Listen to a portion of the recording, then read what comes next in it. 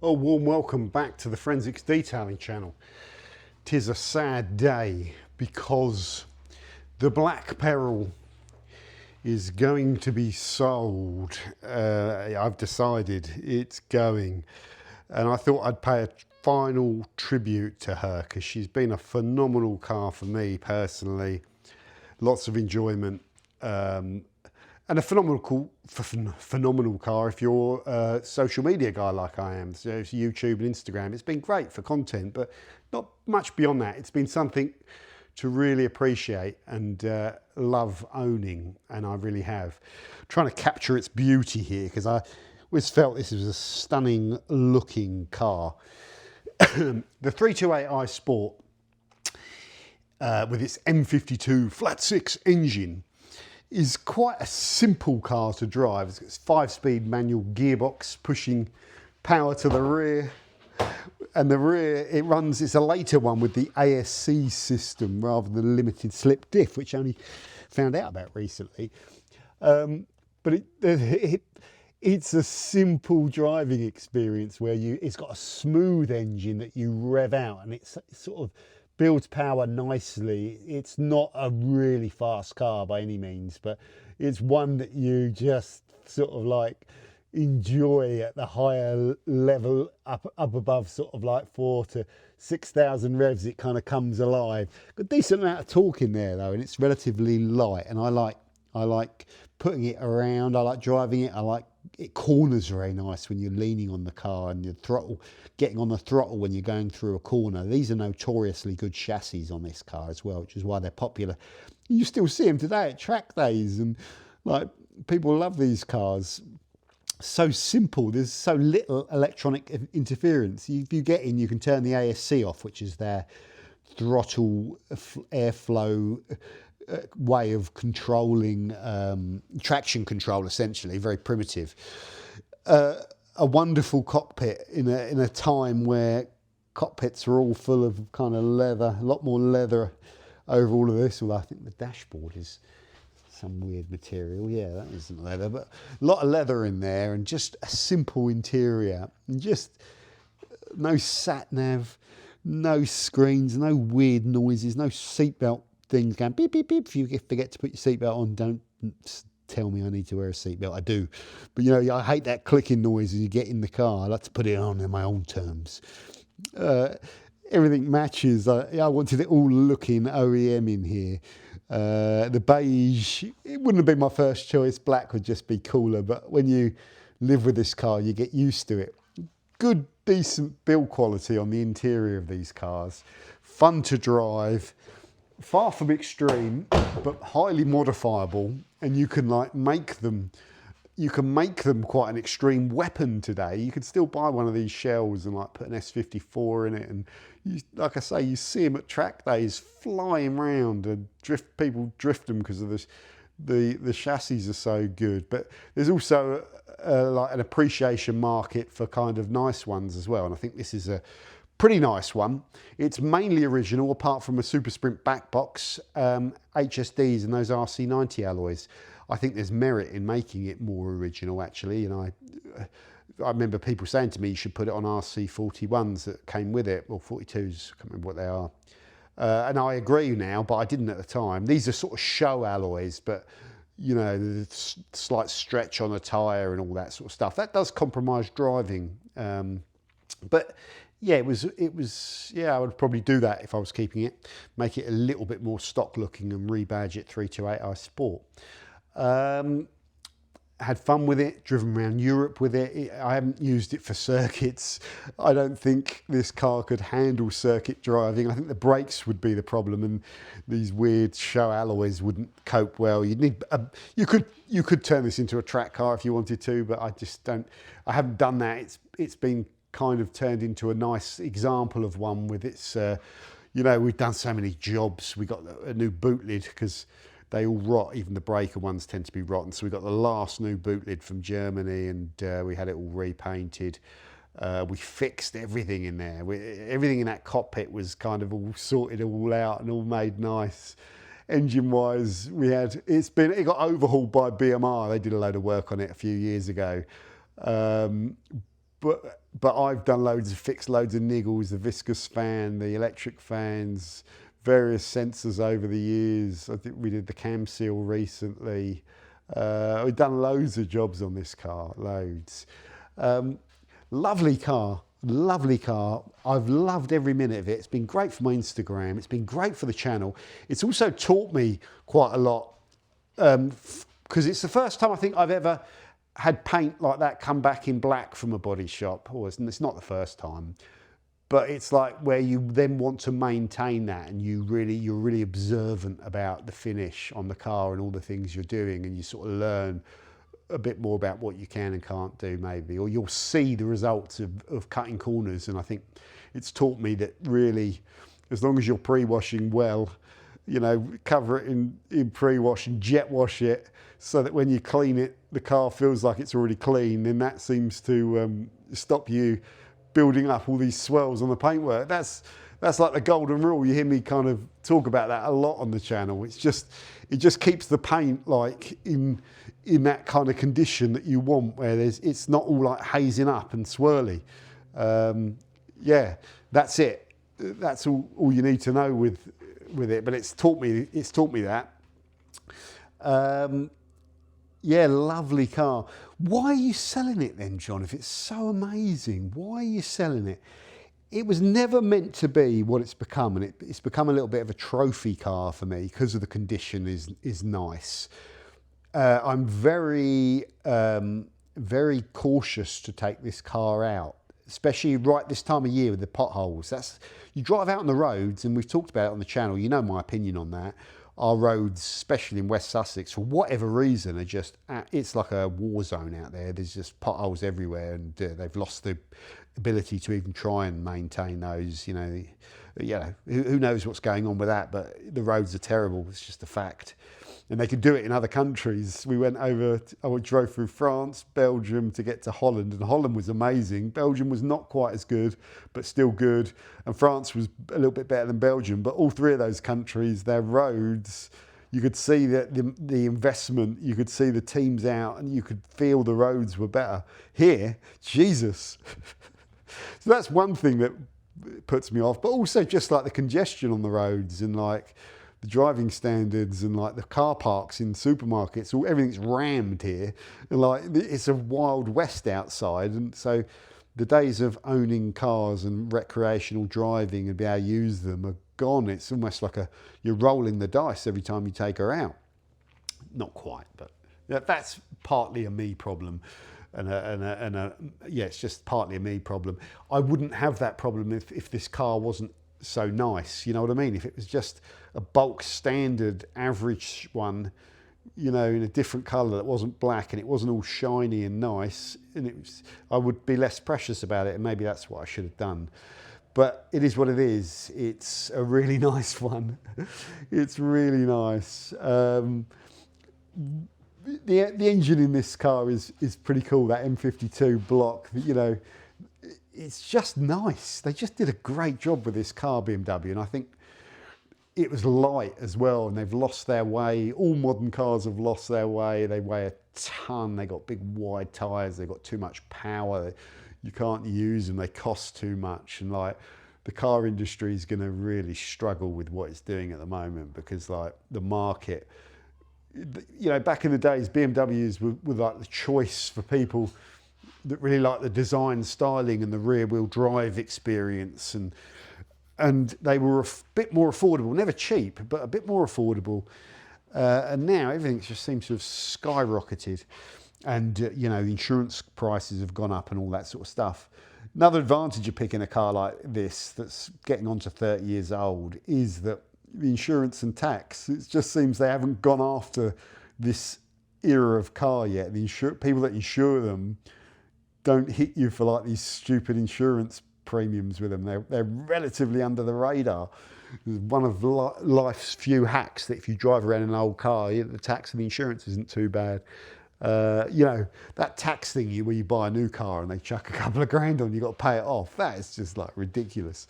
So yeah, you avoid the getting fleeced when you buy one of these. You can also buy one of these and like improve it and like, you know, possibly sell it for more money than it's worth. That hasn't happened to me because I've spent an absolute fortune on this. So unfortunately, this is not a exercise in buying a car and making loads of money. I've lost way over, like, the car owes me well in excess of like 20, it owes me somewhere between 20 and 25,000 pounds when you factor in all the work I've done. So but it's been worth every penny. It's been worth every penny, and they're not obviously not worth that. What would I do if I was keeping this? There's always a job as well when you have a 30-year-old car or a 28-year-old car, whatever it is. There's always a job that will be on your radar, on your list, that needs to be done. With this, next for me, it'd have been powder coat the subframe and like refresh powder coat the diff and just refresh that rear subframe part of the car and the drive shafts and all that. And also put a purple tag steering rack in it just to speed up the rack a little bit. That would have been the next job for me. And then after that, probably a full exhaust system after that would have been the next job for me, to get it a nice raspy sound to it. And then after that, I'd have come off these alloys, different alloys, better tyres, less of a sort of show look with the stretch tyre thing, a better drive, better coilovers. I'd have kept it on coilovers, rebadged it as a 328i. Maybe even go back to the RC42s. I can't remember if I've said that. Yeah, that would be what I'd do. Possibly interior swap to black, although you do get used to the beige. It's just whatever you want to do with it, really. Don't think there's any jobs on the interior, which is rare. At the moment, actually, it's running really great. We had the problem with the crank position sensor, which was causing it to run like a sack of spuds. It was all hesitating and boggy and just not running right. As soon as I did that sensor, boom, starts back on the button, runs smooth, and it's nice to drive again, which is cool. And I'll always look back fondly on this car. If you're looking at this video and you're an E36 fan, a 328i sport fan, or a E36 M3 fan and stuff, or you're thinking of buying one, I would highly recommend it. I'd highly recommend it, especially for someone that's got a set of spanners at home and some axle stands and can do the odd job. Even likes the idea of servicing it yourself and all that sort of stuff. I don't know, whatever. But someone that likes getting stuck in on the car, that's different when you buy this era of cars opposed to buying a modern car. You do stuff on the cars yourself, which is, I think, part of being a petrol head, and the fun of doing all those things, I think, is really important. I'd highly recommend one. These are getting harder to get now. There was always like about 4 or 5 328 Sports for sale back when I was looking, and most of them were absolutely kind of decimated. Most of them like stripped out and messed around with, not always, in a sympathetic way. There's hardly any now. They seem to be getting sought after because I think people just appreciate them, I think, for what they are. They're less hardcore than the M3, way less hardcore than the M3. M3s will always be special, but these are just kind of cool in the same way that like 330 CIs are cool, or M240Is in the F-Series are kind of cool. They're the one down from the M cars, which are hardcore. So they're a considerably cheaper car than their M car variant, but more modifiable perhaps, and perhaps you can be less precious with them. I don't know. It depends really, but not intimidatingly fast cars or anything like that. And they seem to be universally loved rather than, modern kind of heavy turbocharged cars. The whole scene is different now. The modding scene is different. With these, people have got certain styles, like with the RC90 and what they want to do with the exhaust. Modern car modding is like remaps and, the cars popping and banging and 3D plates and all that stuff. It's just way less appealing to me than what you do with these cars. You get your hands on these. You get your hands on these and you do stuff, and they just look so much better for me, and they're cheaper to insure and tax, and just a much cooler experience taking this sort of car on a road trip than anything modern. You know, I want to feel the vibrations. I want to feel the car a bit more. I don't like heavy cars that have got electronic systems between you and what you experience. You know, electronic steering racks, electronic actuated pedals, overly intrusive traction control systems. This has got the ASC traction control, which you just turn off one button as soon as you get in the car. It's primitive. It uses another throttle body almost to limit power. This is a mechanical car, cable throttle, a hydraulic steering rack, you know, a simple diff at the back. And you feel the car when you drive it, and it's different, it's better, it's proper, it's how it should be. And I don't know why they're not like this anymore. I don't know why. I think it's regulations and cheap electronics and whatever. It's kind of, it's not a simple car, but it's what a car should be. Yeah, you feel it more. You definitely feel it when you drive one of these, and they're at their best when you go around a corner and you feel the chassis. You know, you feel it. You're cornering, and then you get on the throttle as you're going through the corner, and you realise how good the chassis are if you ever fly into a corner too quick. Just very good chassis on this car. Yeah, phenomenal, lovely styling. This camera angle won't do it justice, but just a beautiful style car. I know how to photograph this car to make it look good. The angles are good. It's good from all four angles, which is rare for BMWs. Any modern BMW from the last like 10 years or whatever has 3 good angles and 1 turkey. This has 4 good viewpoints. And you just set yourself up, you know, like, to give you an example, I know this rear quarter shot when you're down low like this is a lovely looking shot of the car, you know, not on wide pan with this camera, but you know, you can get some lovely angles with the rear, and you've seen it all on my Instagram and me doing little bits of video footage with it. The ownership experience of this has been massive, and that means I've sort of developed a bond with the car, which has stopped me wanting to sell it. But I've been umming and ahhing about this for 2 or 3 years, and I've given you all the reasons. It's mainly about it being trophy car and the struggle of having 2 30-year-old cars that do need constant maintenance and just being on top of them. And one tends to get neglected, and then when I feel this is all clean and sitting in the garage, it's like, don't get the E36 out, because it will remind you of what you've got to do next, or what your next plans for that is. And I want to be in that mindset that it's finished and done. But you can never be finished and done with a car of the 30-year-old era. You have to tend to it. You have to fix things that break on it. You have to keep it serviced, obviously. Well, it's not a big deal, but you just have to keep on top of it. And like I said, there'd be other things that I would do over the next couple of years if I was keeping it. But I'm at that stage where I've experienced it now, and the thought of just keep going with it is not good. And I've got things I want to do with the Porsche. And the Porsche is a sharper tool. It's a proper sports car, whereas this is like a classic coupe that's, you know, has really good capability. It was way ahead of its time, this car, wasn't it? Anyone knows about them. So yeah, it's with massive it's a massive heavy heart, and there's going to be some moments of dread when I suddenly come into the garage and it's not here. There'll be sinking moments in my heart, you know, and it'll be like, oh Jesus, yeah, I sold it. It's gone. And there'll be like a panic that will hit me that, what are you doing that for? It's gone. Because I get so many moments of enjoyment coming in here. That's going to go. I'm losing that. And I'll never get another one that's going to be like this, because as I've talked about before, all of these, if you buy them and they're a cookie cutter 328i Sport, they're probably going to need a full respray. They're probably going to need corrosion correction, metalwork correction, grinding out and welding, you know, panel work. They're going to need that.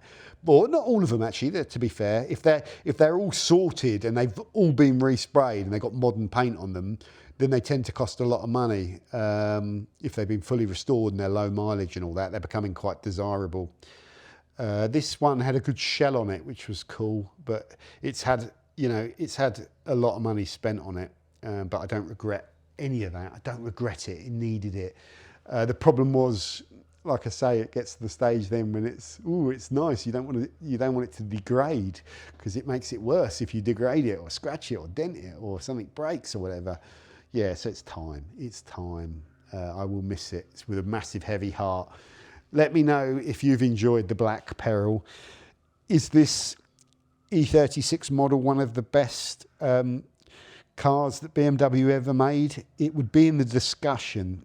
Generally, I think it would be in the discussion.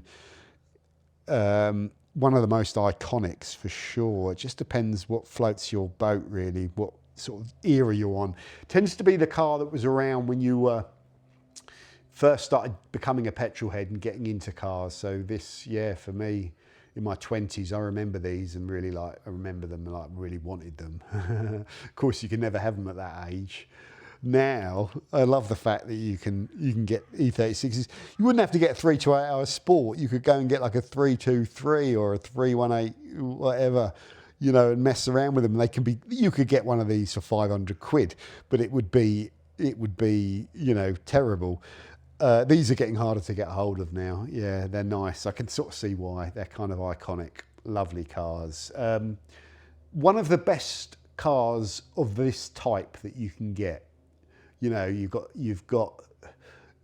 your old kind of cars, your BMWs, your Golfs, you've got old everything, and you've got your old Audis and old Mercs, and you've got your old Fords, and you've got your old Hondas and your old Jap stuff and all of that. There's good iconic cars around this era as well, but this is definitely one of those ones that's very highly regarded. And the chassis is still as good as any car that BMW could build today. I'm pretty sure of that. Maybe the electronics and the power isn't where there is, but the chassis, what they did with the chassis balance on this car, there was nothing else that had a chassis like this back in that era, I don't think, or maybe there is, put in the comments. There you go, guys. I've run out of expletives. It's with a real heavy heart that it goes. I'm going to miss it. Fantastic car.